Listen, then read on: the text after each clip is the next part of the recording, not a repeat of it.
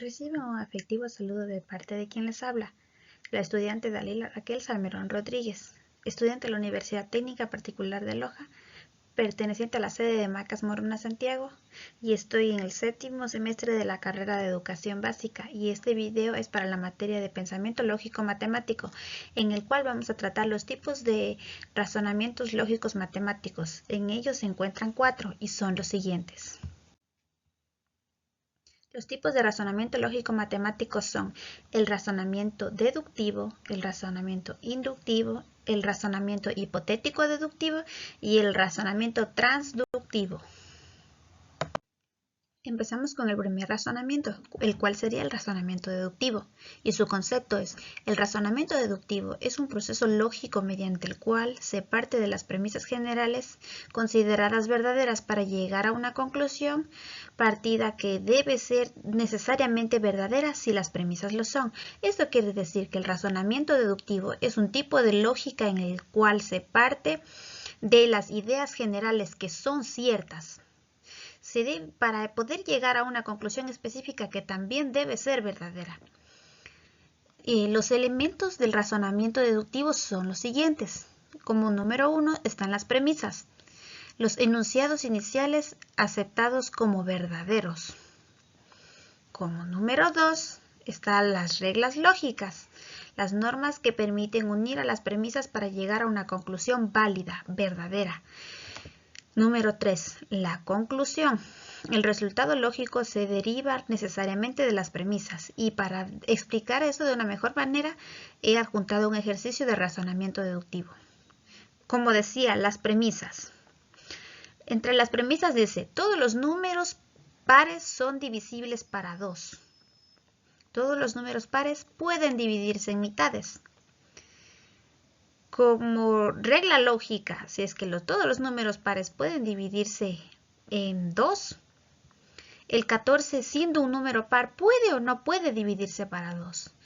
Y como conclusión, dice que si 14 es visiblemente un número par, ¿puede dividirse para 2? La respuesta sería sí, porque el número 14 es un número par, puede dividirse en 2 o en mitades.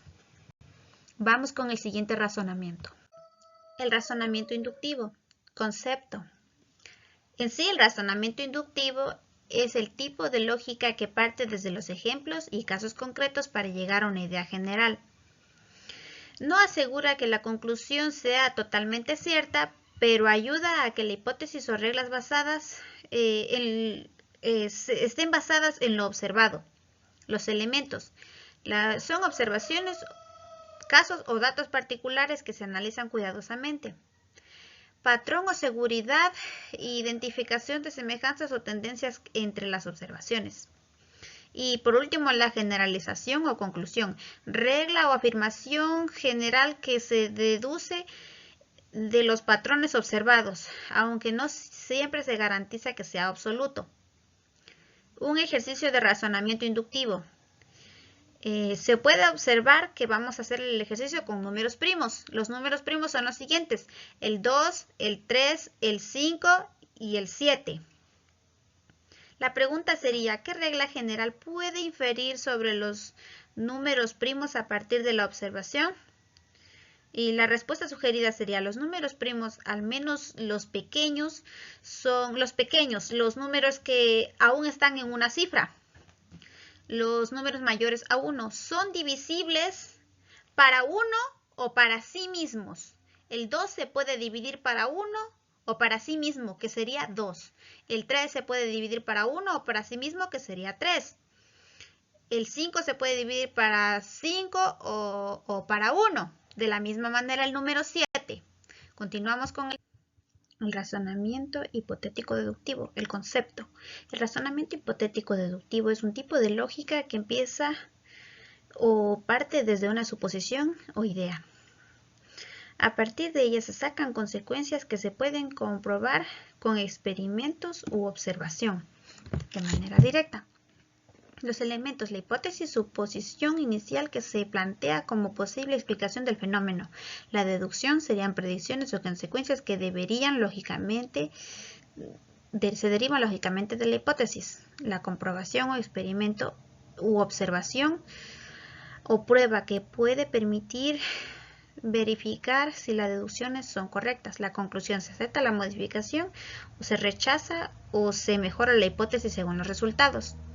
El ejercicio de razonamiento hipotético es el siguiente. La hipótesis: si un número es divisible por 4, entonces también se puede dividir para 2. Si se puede dividir para 4, se puede dividir para 2, suponiendo que el número sea mayor.